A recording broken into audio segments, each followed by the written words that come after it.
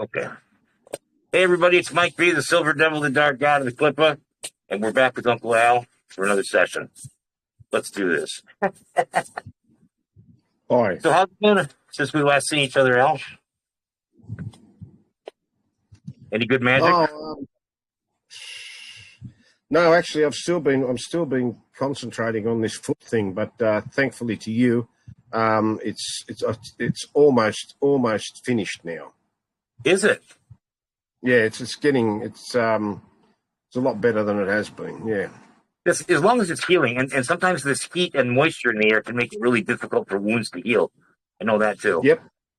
Yeah.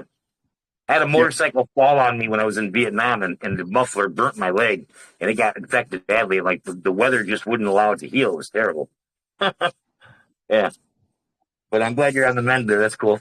I did a little bit of cool magic here recently, too. And I managed to win myself a large sum of money with the e-casinos.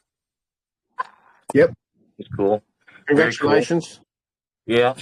It can be done now. I mean, it can be done. We've seen it done now. Twice. I've done it twice. It's like turning lead into gold, I think, in my mind. In my mind, anyway. That's what that is. You know, lead to gold. Hail, brother. What?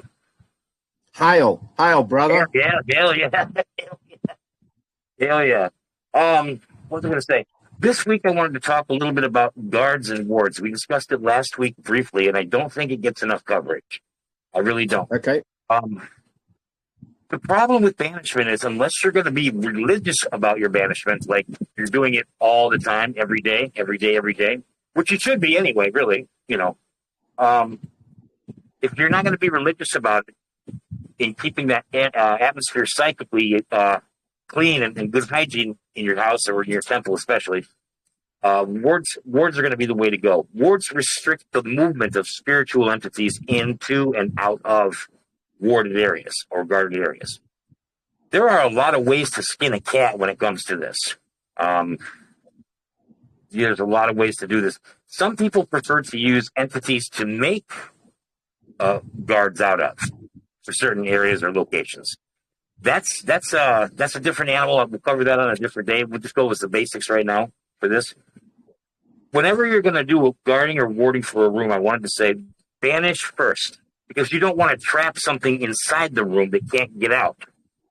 You know, You know what I'm saying? Yeah, that doesn't make much sense, does it? So you banish first to clear it out, and then you would start in the north. I think that's where I start anyway. And I work my way counterclockwise around the room, going through every window, every vent, every door, every electrical outlet. And it's a very simple process to go ahead and just do the warding of it. You just imagine that you're laying over like a film of reflective tape, like a two-way mirror. Like you can see out, but they can't see in, and they can't get in. And just kind of trace your fingers around it, and you can say, I ward thee or I guard thee. And if you sprinkle a little bit of that black salt, that really makes a huge... I did find that, by the way. Makes a huge difference. Gives the ward a lot more fortitude. It makes it last a lot longer. Gives it legs. So that's a good one. And with your warding, you want to make sure that you're willing things to stay out. Now, there are a few things you want to come in, maybe. And you need to specify that, except for except for Erebus, or except for King Baal, or except for the Pantheon, or except for spirits that are friendly to me and want to do something nice for me. You know, that would work too. You know. Now, that needs to be done around all these portals and egresses and everything for each room. So you banish, then you do your guards and wards, you go to the next room and the next room, and you chase everything that was in the house out of the house systematically. And those wards are good for a couple of weeks. I wouldn't trust them past a full moon, a 30-day cycle. I wouldn't trust it that far. But I would trust it for 2 weeks, maybe 3 weeks with the black salt, for sure. Do you have any experience with warding at all? No, but I got some black salt because of you. I got some black salt. I haven't used it yet. That's some. Here's an idea for that, too. If you're working outdoors, you could take a small pile of that black salt, like a few pinches, and create little piles in four corners if you don't have anything to anchor your guards and wards to. And when you're working outdoors, you can create guards and wards out of those almost like a totem, like a mini totem in each corner was that black salt, and that works really, really well. Because like you might need to consecrate something outdoors, or like I think there was a couple of nights ago I did a consecration of a fire wand with the elemental salamander thing that we had to do to consecrate the wand or whatever.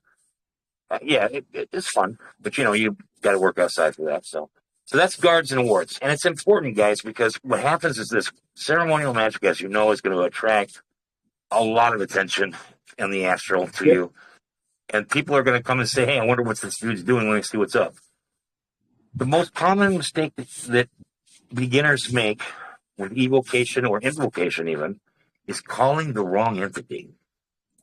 That happens a lot. And that's because they fail to create a psychic bridge between themselves and the entity before they make their formal call. What that means is they hurry through the step because they see us do it. They see us hurry through it because we've done it 500 times. That's why we hurry through it. We know it. We know how to do it. But like if you don't know how to do it, you can't hurry through that step. The ends chanting or the name calling for the spirit to draw him in close. You can't skimp on that step. And so if they don't do it right, what they'll do is they'll end up calling a parasite over or end up popping something through that happened to just be in the area. And that's when a lot of trouble starts. I had a situation. I had one where I was trying to call earth elementals to bring me money. And I felt this swarm of things going around my circle, and I couldn't get them away from me. And they were closing in really fast, but they were invisible. But I knew I was in serious trouble, and I got the hell out. I banished and got the hell out of there. And I didn't have a single penny to my name for a year after that. Like I was cursed for a year, and couldn't get a damn thing going for myself for a whole year. So I learned from that: be very careful when working like that. And guards and wards aren't necessary to keep things out that are unwanted. That's my story. What you got? I knew a bloke 20 years ago who managed to call up the spirit of a dead Irish potato farmer. And Wow. He said a dead Irish potato farmer. He said the spirit was lonely, looking for company, wanted someone to talk to and so forth. So he talked to it and then sent it away, and it kept coming back and whatever. And in the end, he had to curse the thing and threaten it to get rid of it.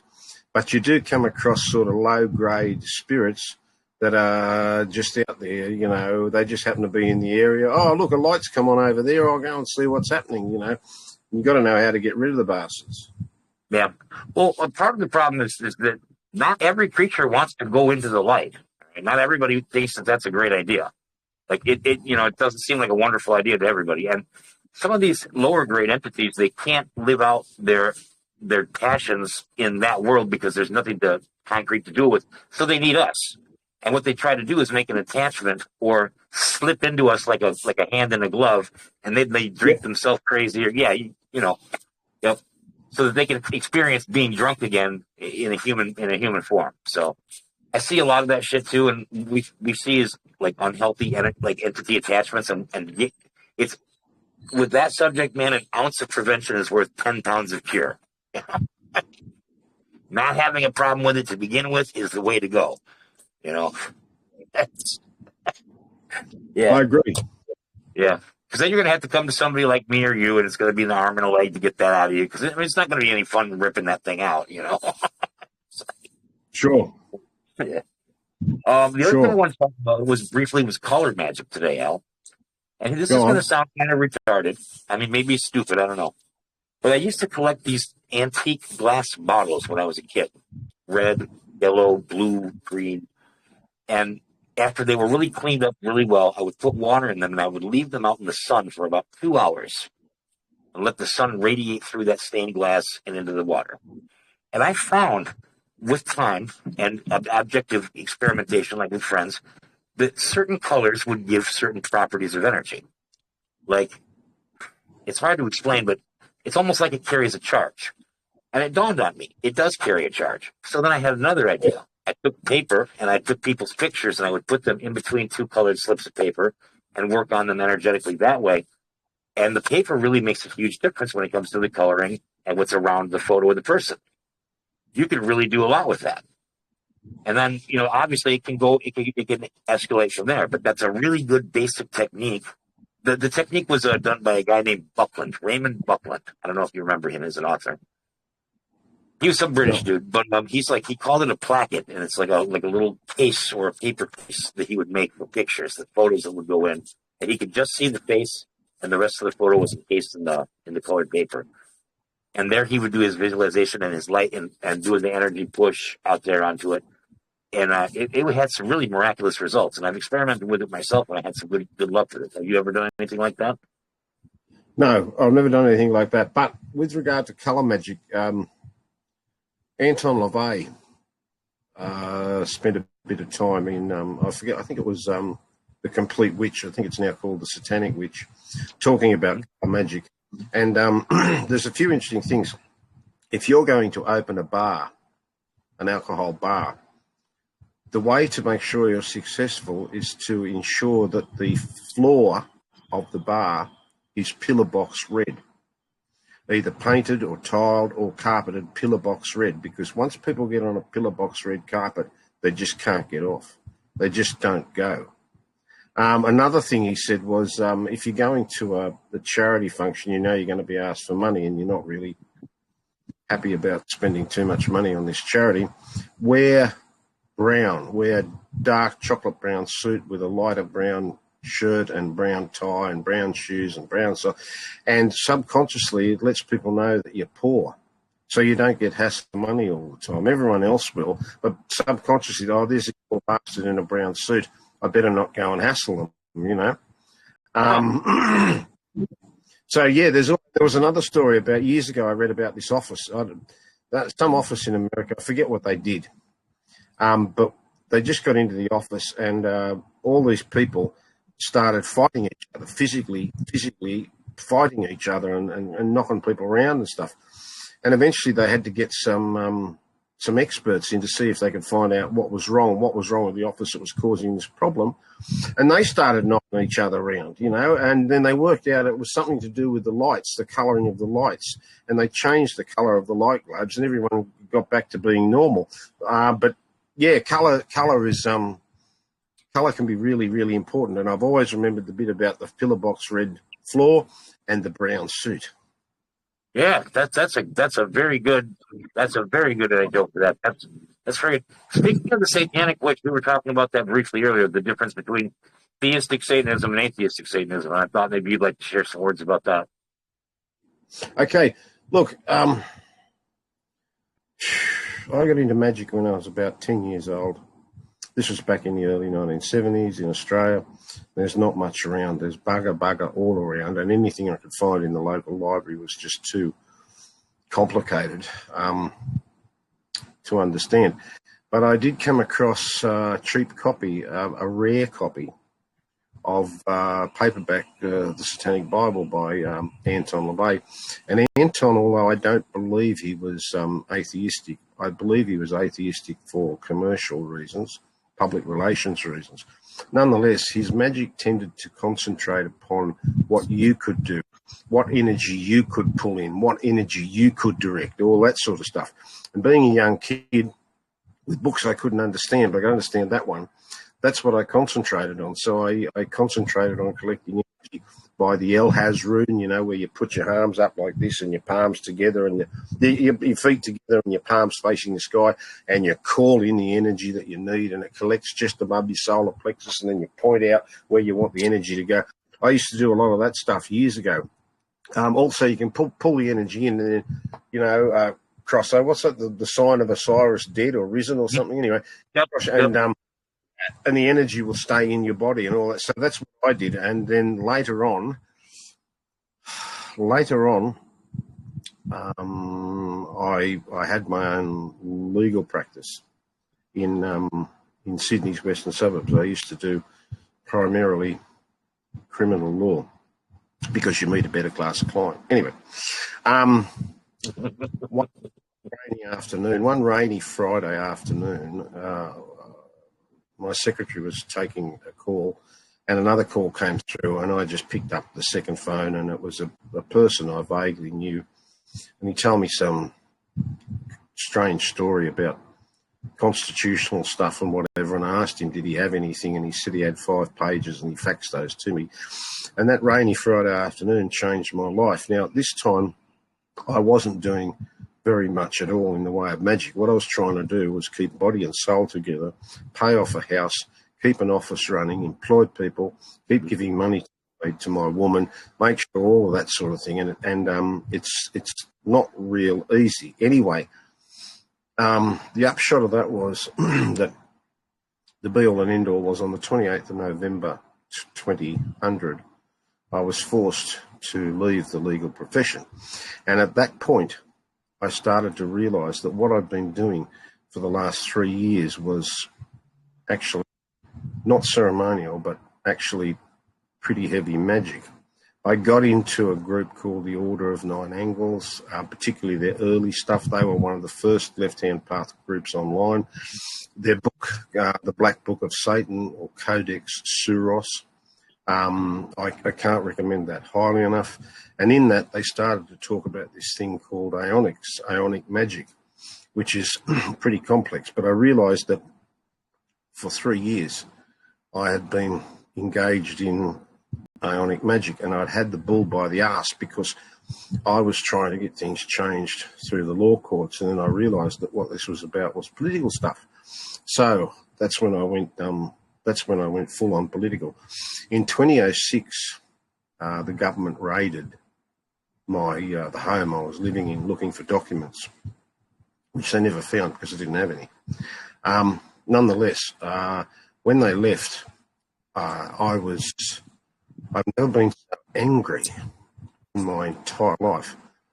I remember I had a white bread bun, a plain white bread bun, and a cup of pot brewed tea for lunch. I did not have a smoke. And I came into my room and I closed the door and I performed a ritual which went for between quarter of an hour, 20 minutes.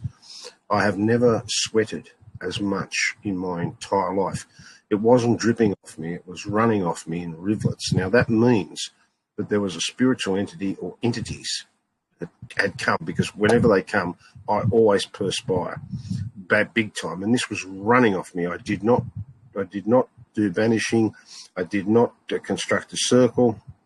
And I did my work, and then I closed the ritual down. And when I looked down on the ground, there was a pretty well perfect circle all around my feet, which had been constructed from all the perspiration which had dripped off me.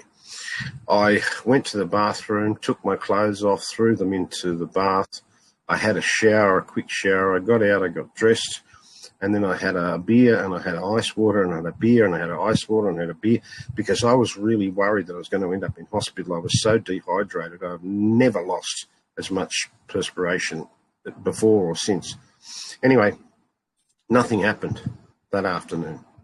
The next morning, I was still pretty fagged out from the work that I'd done, because I could feel the energy coming off me in waves. I could feel it coming off me in waves when I did this ritual.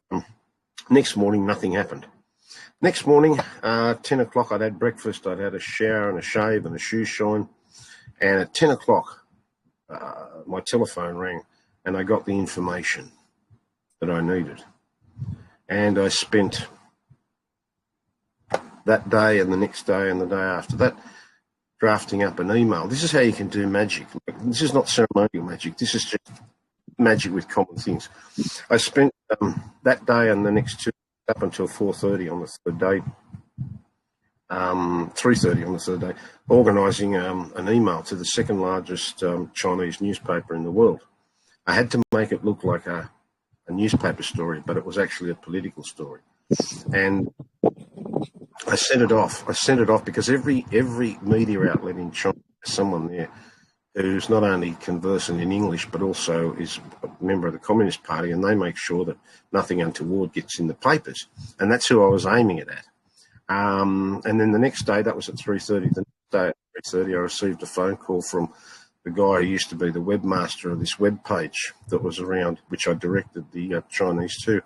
I remember I picked up the phone and the guy went like this: "What the fuck did you do?" And I said, "What do you mean?" He said, "What the fuck did you do? That website's been downloaded and copied from 7 different locations in the People's Republic of China in the last 24 hours. And I said, "Oh, okay. Well, the words got through." So that happened in 2006. They got the message. Yeah, Good. yeah. And that's but I won't go any further than that. But all I'm saying is that's the sort of political stuff. I remember a friend of mine has a friend of his who used to be a judge in district court, which is pretty high court in New South Wales, and he'd been a judge for 20 years, and he was a Queen's Counsel and all this shit. And this friend, a mutual friend, showed him a page and a half of notes that I gave him. And when this QC had read the notes, he looked up at this friend of mine and said, "Fuck." And that was the best I ever had but that guy was a QC because he knew what I was talking about. So yeah, that's the magic that I do. I'm just watching the results of it fall into place since the last 20 years. I remember I was so frustrated with the Australian people and how thick they are. I asked a 4-word spiritual question, and I got a 3-word answer. The 4-word spiritual question was, "What would Satan do?" And the 3-word answer came with the speed and brilliance of a lightning bolt. And the answer was, Satan would exploit. So that's what I've been doing. I've just been exploiting the ignorance and stupidity of the masses for the last 20 years, and it's worked out great. I'm using a form of paradigm magic but I didn't change the paradigm. I just fucked up everything behind the paradigm. So people think the paradigm is still in place, but it's not. I like it, Al. I like it. I love the part about taking advantage of stupid people. I like that. That was good. That was really good. What would Satan do? Yeah. He would take it, if the sheep want to be culled and they want to be fleeced, then that's what you have to do for them, Yeah, I agree. Satan I agree. Yeah. So, that's exploiting loopholes. That's good. That's good. And the other thing was, as I say, paradigm magic, which I got into big time back in the 1990s. I didn't change the paradigm. I left the paradigm in place, but I fucked up all the stuff behind it. So people are still going on as if there's no problem. They don't realise there's a big political problem, and everything's working out just hunky dory. But I figure if you bastards destroyed my life, well, I'll get into a little bit of life destruction myself. So what do you think of this? But the Australian people are still, they don't understand what's happening politically between Australia and China and New Zealand and Canada and all that sort of thing. So, that's what I'm into. Right. Right on. We talked about some cheap, dirty techniques as well, and I had a couple I'd share with you, and I think you have a couple to share with me too. One for vampires, for energy vampires, for magicians that are able to go astral and vampirize you when you're sleeping kind of shit. If you take a bowl of salt, right, sea salt, and take a clove of garlic and split it into little mini cloves, put them in a circle in that salt, 7 around and 1 in the center, and put that by the door or your bed. When they come through, man, they're going to have a nasty surprise for them. That salt, if you've ever seen somebody like a mean little kid sprinkling salt on a snail or a slug, it desiccates them and they wither up immediately. It takes all the water energy out of them. What that does to a spirit is it desiccates them of their chi energy, their life force energy. So if you're in astral form, you're working through your etheric and your astral bodies in that case, and then have something pull you in like a magnet and suck you dry. That's exactly what that does. And it leaves them like a withered husk, and they have to limp back to their body. Or they might just get ejected and snapped right back in anyway. But they won't be vampirizing you. I had this dude doing this to me, and I woke up with this headache in the back of my head every day for 4 days straight. And I knew what was happening. I knew what he was doing. And because I always get that feeling in the back of my head, that pain when I wake up if somebody's doing that. And so then I set the trap for him, and that shit never happened again.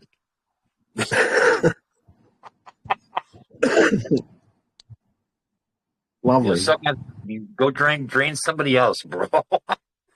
That's a good nasty little trick. Another nasty little trick you can do is take thorns, like a little vine with thorns on it, or a bush with thorns on it.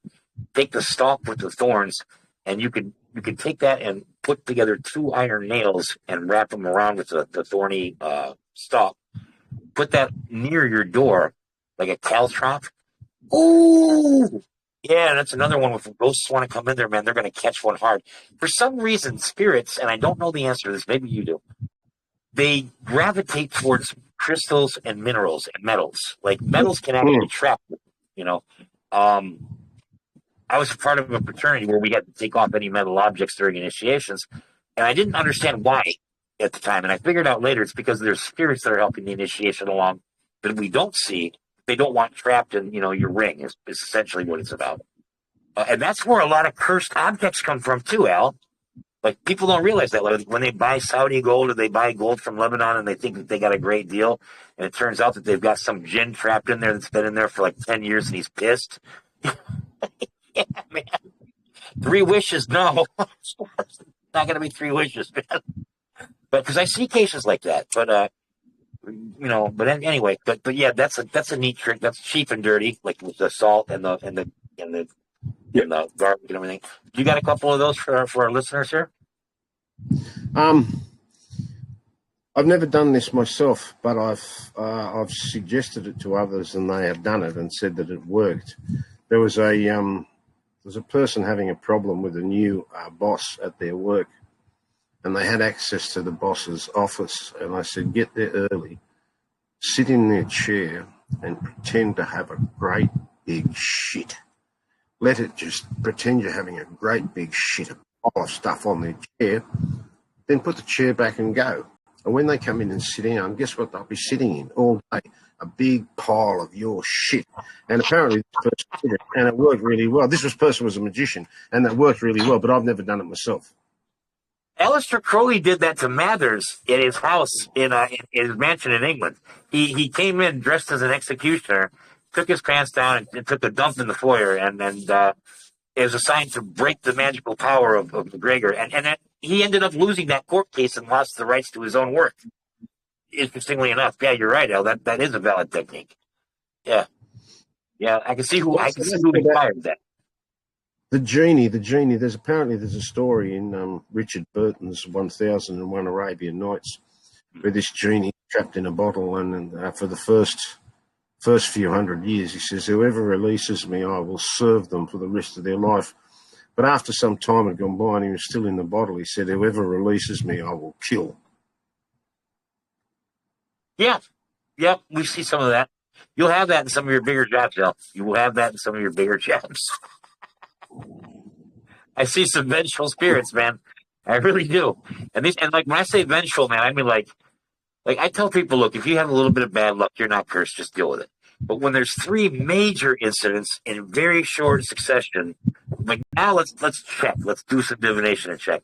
And before I tell people they're cursed, because I don't want to add to hysteria, I do about 4 different divinations. And if 3 out of the 4 corroborate they're cursed, then I can say you're cursed. And then we can go from there. But I've seen that, Al. I've seen what you're saying. You're right. Like they go crazy. Can you imagine being one of 72 gods of hell that were, well, at least in story, trapped in a brass vessel for 1,000 years in a lake? Can you imagine how crazy you would be after that? I mean, because those spirits, some of them are really disturbed. Sure. Yeah, Look, there's a lot of bad. There's a lot of really. There's a lot of real bad, unevolved, nasty, shitty spiritual entities around. And you've really got to be careful because they're always looking for somebody. Hey, here's one. Let's try him out. Yeah, you're right.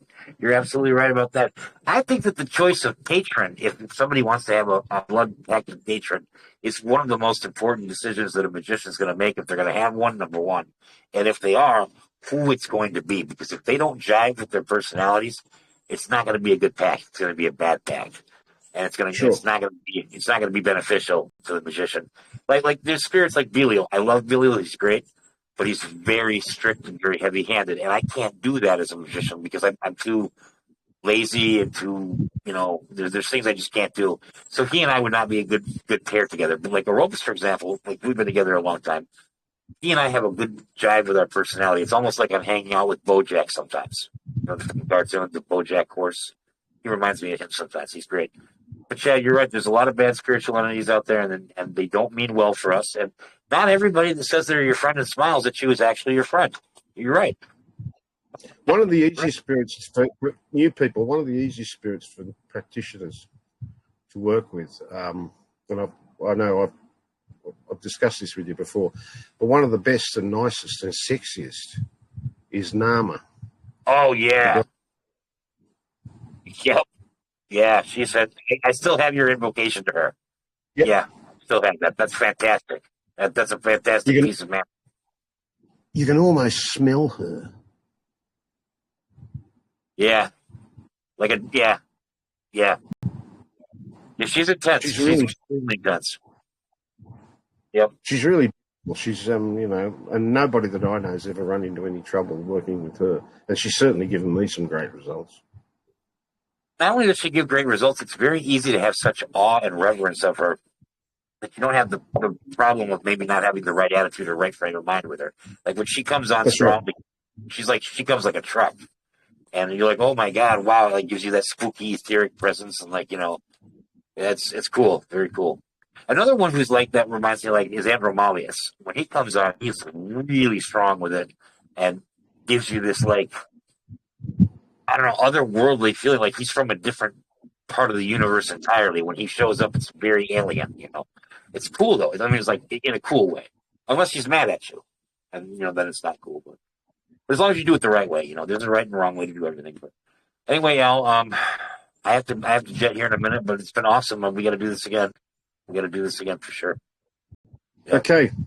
All right. See you, brother. I think I'm going to go and have a lay down because I've had a hell of a morning. Anyway. All right. Track on, man. Thank you for joining me, man. Okay. All right. Peace. Bye. Yep.